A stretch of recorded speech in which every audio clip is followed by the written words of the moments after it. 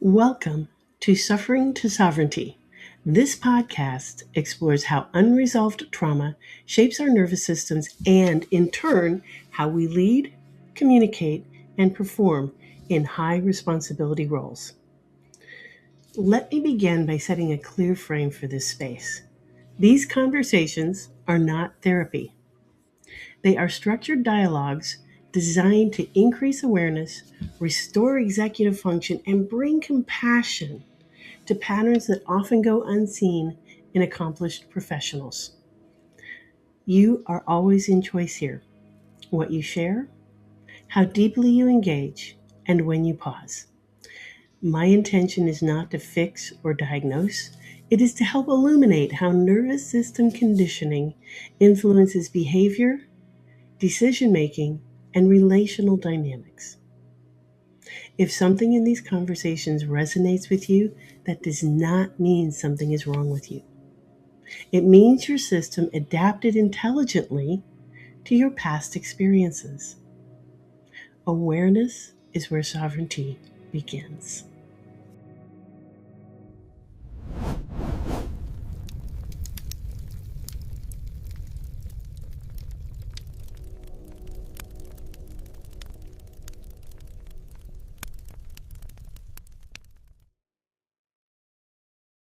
Today's guest is Dr. Mandy Rice. She is a dual board certified general surgeon and trauma surgical critical care physician, as well as a Menopause Society certified physician. She is deeply committed to transforming women's health through surgical excellence, compassionate care, and a powerful focus on midlife wellness. Ladies and gentlemen, Dr. Mandy Rice. Welcome, Mindy. How are you today? I'm doing wonderful. It's so good to see you, Nanette. Thank you so much for having me. Oh, you are quite welcome. You have a story you'd like to share with us, yes? And before Yes. we start, I want you to tell me who you were before this event occurred. What do you want listeners to know about that, Dr. Rice? Yeah. It's actually a series of events, but the final straw event happened a few years ago. And before that, I think I was in the process of healing from what was childhood traumas. Mm, Before all of that, I think at my core, I am a kind person. I am somewhat of shy and introvert, but I really like helping people. I just don't think I had learned how to take care of myself. You know that phrase, "Love thy neighbor as thyself." yeah. I had become very good at loving my neighbors, but I had not been shown as a child how to love myself. I had not really even been shown as a child to accept myself. And so that continued with me as I became an adult, as I became a surgeon. And it's very difficult to do so much external validation, so much external helping and healing, and not be able to restore yourself and refill yourself. And so that was a big part of my healing process, was understanding that and learning that. Yeah, I think that's true for most of us. Tell me, what was the event or series of events that happened that altered your life or your career? Aside from my childhood traumas that were definitely a part of who I was going into surgical training and certainly needed healing after these couple of events, it was when I was in surgical training that I kind of came headlong Mm-hmm. facing me as a strong but internally not healed person. And surgical training is very difficult. It's rather like a prison. Any residency training is rather like a prison. Surgical training is known for being toxic. Mm-hmm. There are lots of programs that still exist, that still function like this, that are very detrimental to people's health and well being. Mm-hmm. And I found myself, even though it was my top choice, so I thought prior to getting there, it ended up being a very toxic environment. And I was not the only one. So my story may seem unique to people that haven't heard a story about surgical training, but unfortunately, Now I know, because many of my co-residents were also in the same similar situation, but many surgeons that I've either heard on podcast or in my husband and I's advocacy group, or in, some volunteer work I do for physician suicide prevention, we've heard this story. It's the same story in many, many different verses. And that's a story of a well-intentioned, very excited and altruistic surgeon in training that runs into that culture that is very destructive, because you're being trained by people who haven't healed internally, Mm-hmm. and the system is set up to try to crush those who can't make it through. Let's hold right there for a second. Any residency is difficult, as you said. I was in a pediatric residency and then went into a subspecialty fellowship after that. The thing that got me through my pediatric residency was the way we all pulled together, became a cohesive unit, and supported one another. I hear that's not usually the experience in a surgical training program. Talk to me. We're rather in silos. I think it stems from the original setup of the surgical training programs were rather like a pyramid. Mm-hmm. So back in the 80s, 90s, 2000s, roughly around there, the training programs were set up so there were many interns or first year residents, and then less residents that would get promoted to the next year, less to the next year, less to the next year, until you had only a couple or few or even one that was graduating as a fifth year surgical. And it is 5 years. A lot of people don't realize that. So you go all the way through high school, 4 years of undergrad, 4 to 5 years of medical school, and then 5 years before you can really go out and practice as a surgeon. Mm-hmm. It's a huge investment. It's a huge investment. It's starting to change too. Now it's more like 7 years, as a lot of programs are incorporating 2 years of residency, and then a high number of graduates go into fellowship training. So it can be a 10-year long process depending on what the subspecialty is that's chosen. So that's a long time to be a prisoner.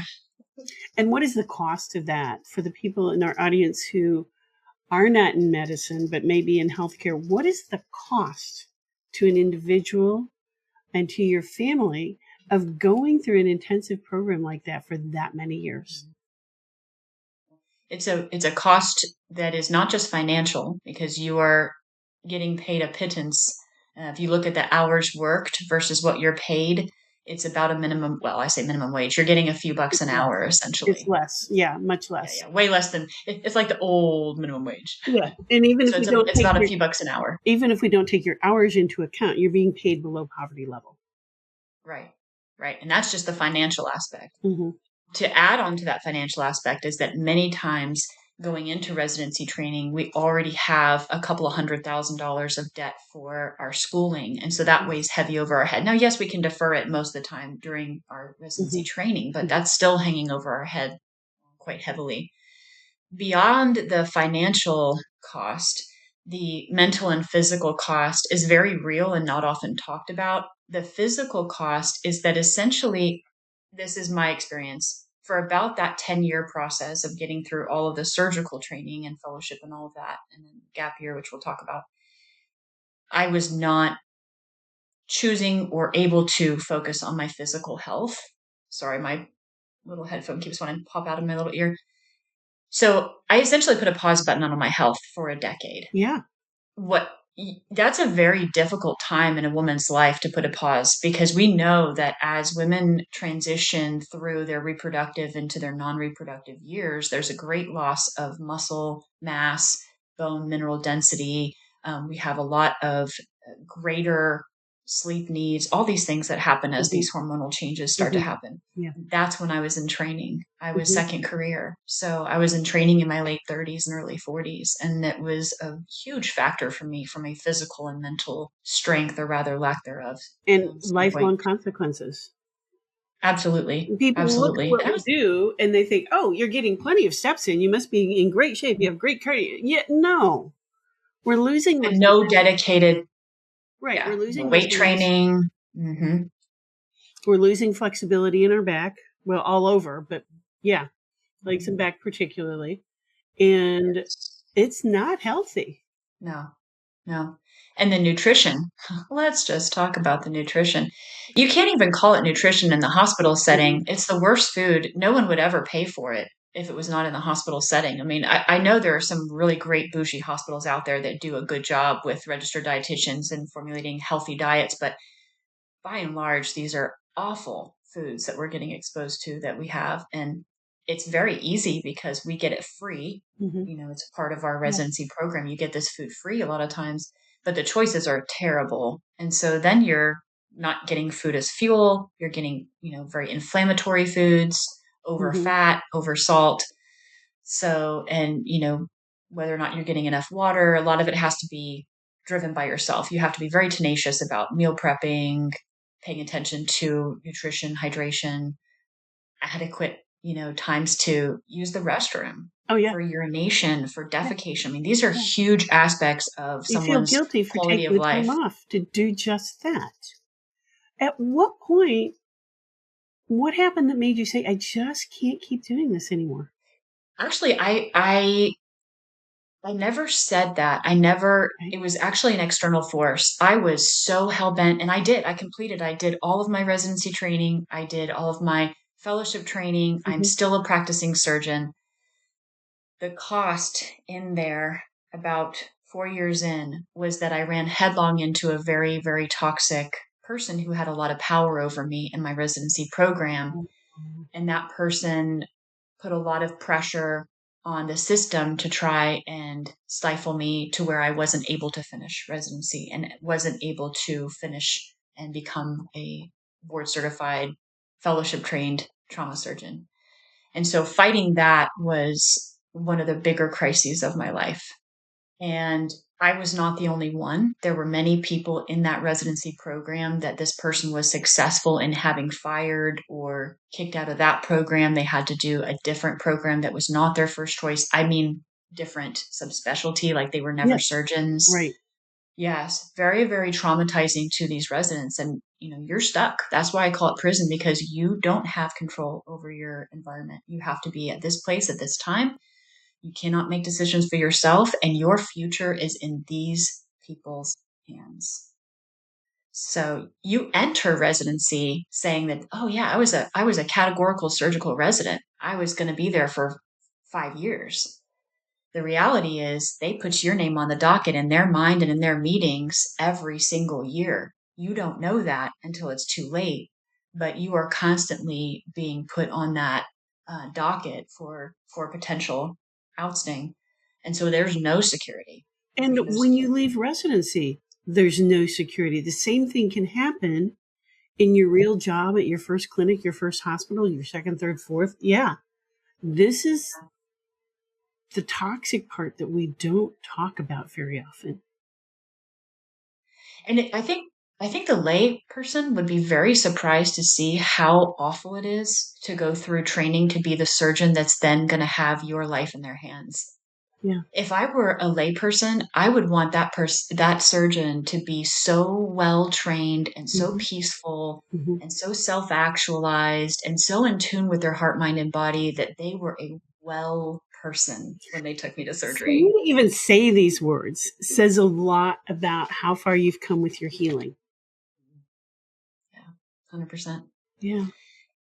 And interesting, it took those perceived failures because I lost my contract in residency. I had to transfer to a different program to finish. Hmm. And I lost my first contract in my first job. Mm-hmm. I was terminated without cause because of a very toxic person who Mm-hmm. didn't like my sunshine, just to put it in a coy term. I love that phrase. But I love that phrase. I'm going to remember that. What did you we intimidate people. have? What did you have to unlearn about yourself along the way? I had to stop looking to external forces or external beings for my validation. You know Hmm. what's really interesting, Hmm. Nanette? My name, Mandy, Yeah. means worthy of love. And Oh, yet it has only been this year that I've understood that to my core. well, And that's, congratulations.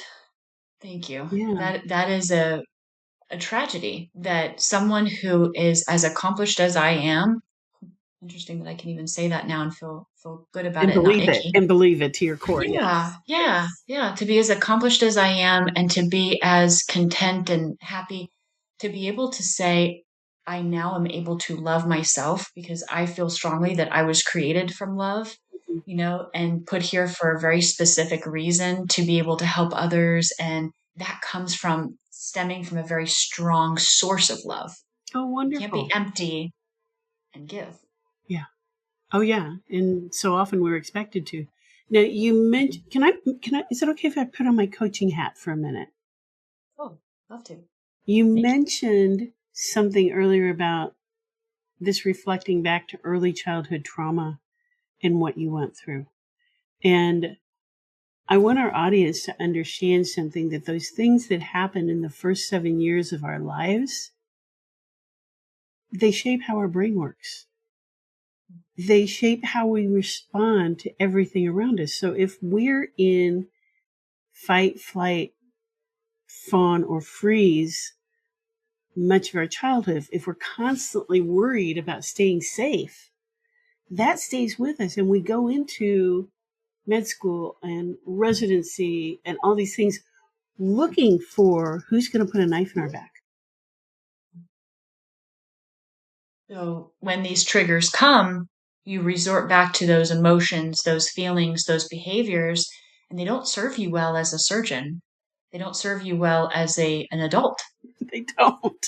But those are the thought patterns that have been laid down during the time when our brain is most malleable. Now, we know now that that doesn't stop at age 7. When I started medical school many, many, many, many years ago, we were taught that that stopped at age 7. And then before I graduated, they're like, well, maybe it goes on into your mid 20s. We know it goes on through your teens. Maybe it goes on into your mid 20s. We now know that there's some neuroplasticity with us Mhm. throughout our entire lives.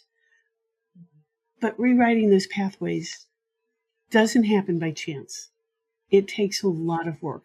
So, Mandy, tell us about the work. If you're okay with that, tell us about some of the work you did to get where you're at today. Yes. For one thing, in the gap year, it took almost a year from when I lost my contract in residency before I was able to get into another residency to finish Mm-hmm. general surgery residency. Mm-hmm. I learned many tools and even hobbies that really helped me for the rest of my life. Mm-hmm. First was, I'll use the fun one first, golf. I started Oh, playing golf. Very okay. surprising, but for me, not the case for my husband, he hates it. For me, playing golf is a very calm, serene, Mm-hmm. yet challenging Mm-hmm. hobby. You're outdoors. It's usually a beautiful club that you're at. Yes. You're doing something Your a little beeper's bit not going physical. off. Your phone's not going Yes. off. Yes, I I turn that, understand you that. know what, on silent. Yeah. So it's very wonderful. And it's challenging because I always I've got a curious mind. I want to know, oh, that's an interesting hazard. How am I going to get around this? So it stimulates my brain a lot. So I found so much joy in golf. Oh. The other two tools have been essential, and that is mindfulness practice, Mm-hmm. which I kind of meld now with gratefulness. So mindfulness, gratefulness practice, and meditation. And those tools have been so helpful for me in various ways throughout. This was back, let's see, this Mm-hmm. would have been about 10 years ago, 8, 10 years ago. And so all since then have been very vital for me. And so I learned those in that first gap year. And then when I lost my job a couple of years ago, it took me about a year to build my new practice. We ended up saying, forget the employed position. It was another prison Yeah. for me. I could not, Yeah. I was sold a bill of goods that was not the case when I arrived to the position. And so we just said we need to do this on our own. So my husband and I developed a independent solo surgical practice. And so in that gap year, I really had more time to think about my voice and learn going to surgeon coaching, going to different conferences, women only surgical conferences and things like that. I learned that we all have some story of trauma in our Oh, training, in yeah. our childhood. You know it to some degree. Yes. I didn't know it. And so we need to talk about it. Yeah. We need to expose that and recognize that we're not alone, but our voice is so unique and our path has led us to this position of strength that we have and this unique ability to help others because of what we've been through. Mhm. So these are not failures. These are a part of our story that have led us to the strength and tenacity that we have today that we can share. And the system keeps us isolated from one another and keeps us from talking about that because we're afraid that if we talk about it, we're going to lose the job. Okay. There are plenty of jobs out there right now. We need to keep that in mind. I asked you a question a few minutes ago. What did you have to unlearn about yourself along the way? I'm going to ask it again in a different way. What did you learn about yourself in this self-discovery, self-development journey? I learned that I like peace and quiet. You would Oh. not think that about a trauma surgeon because trauma is fraught with chaos, loud, all these things happening at once. And I'm so adept at managing the chaos from being in a dysfunctional family with 5 siblings that were way younger than me, like a decade and a half younger than me, that I helped raise Mhm. while in nursing school, whilst working. Yeah. So chaos is familiar to me. And I thought that's what I wanted in my career initially. And that's why I chose my path. But interestingly, when I was in my gap year of being between jobs and between creating my job how I wanted it, my career Mhm. how I wanted it, my sister did this very interesting exercise with me. She calls it the connection direction. Mm. And she helped me to get into myself, introspection, understand what makes me tick, what makes me happy, what brings me peace. And it was very different than I thought. I was the, loud rock music, chaos and, trauma bay, all of this.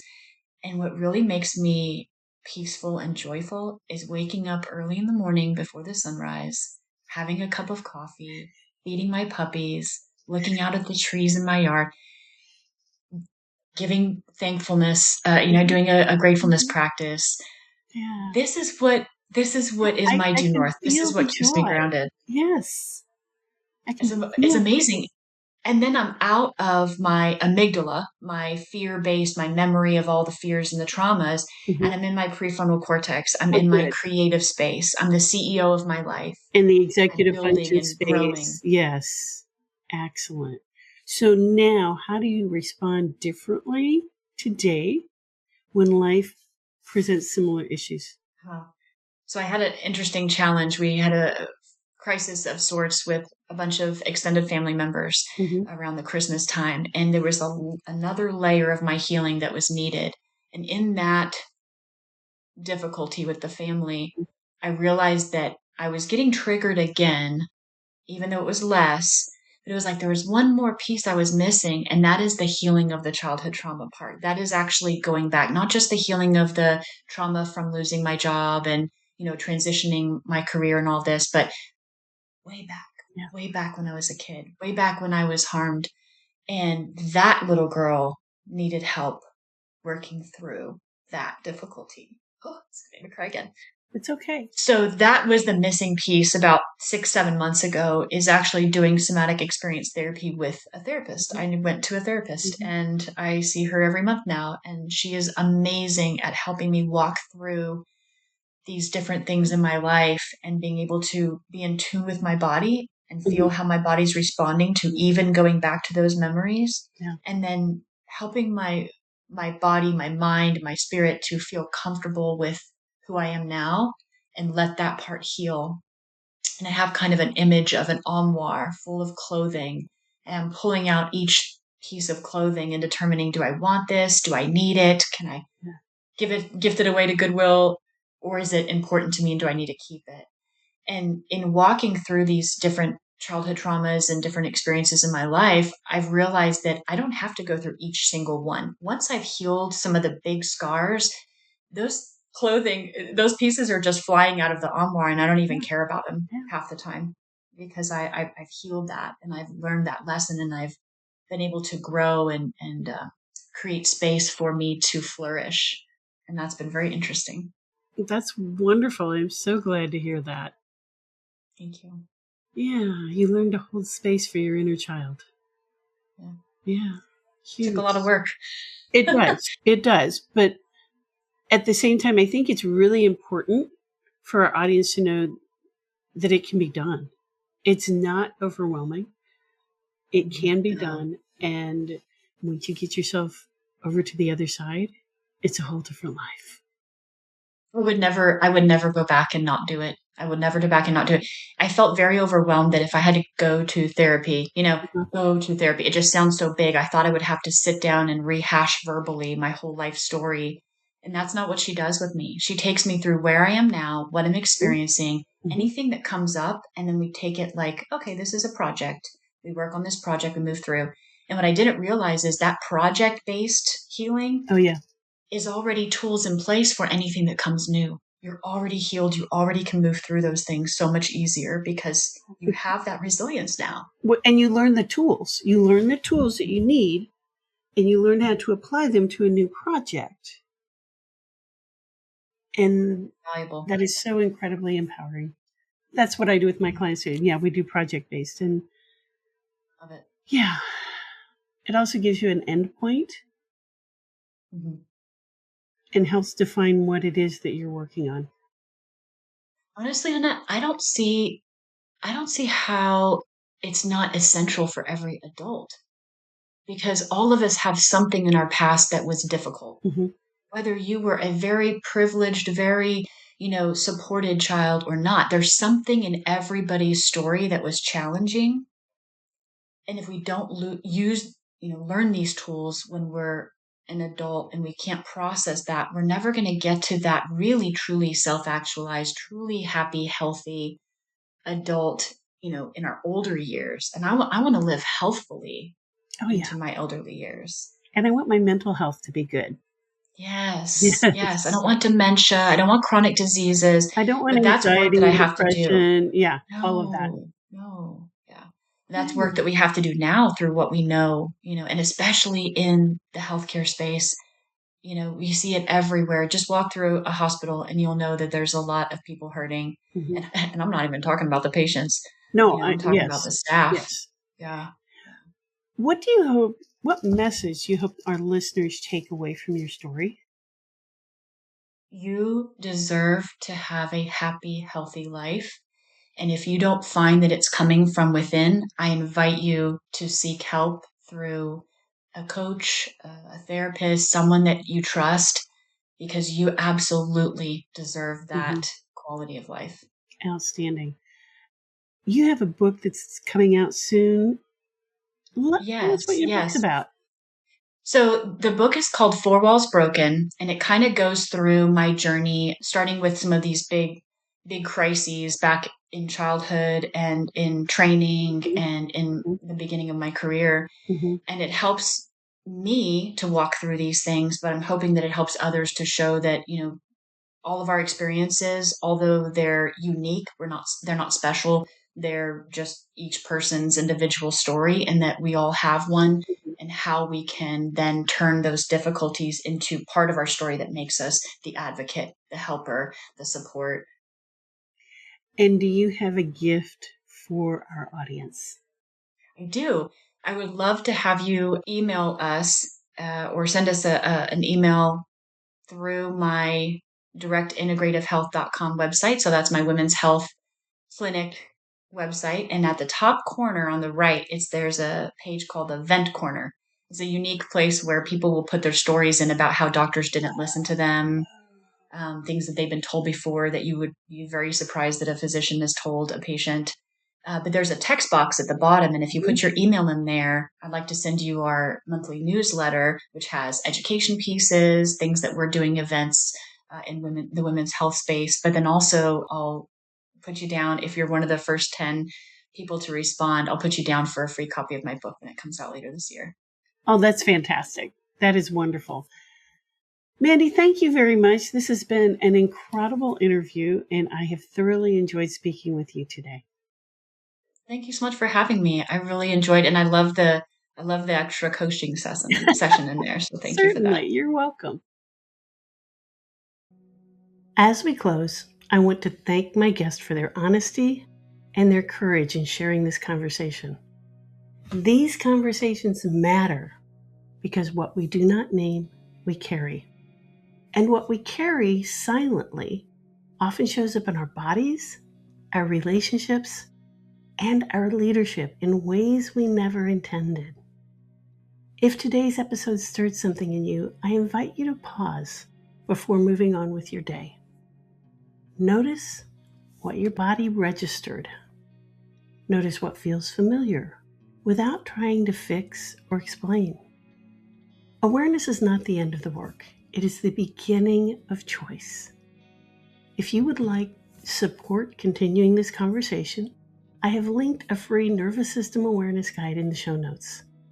This short resource will help you find your personal triggers, recognize your default stress responses, and begin shifting from unconscious reaction to conscious choice with clarity rather than judgment. If this episode resonated with you, please take a moment to like, subscribe, and share this podcast with someone who might need this conversation. It helps this work reach the people who are carrying more than they let on. And if you are listening and feel a quiet pull to share your own story, I want you to know you are welcome here. If lived or witnessed trauma has shaped how you lead, how you work, or how you show up in the world, and you feel called to have a grounded, intentional conversation, you'll find a link in the show notes to apply to be my guest. Thank you for being here. Thank you for doing this work. I'll see you next time.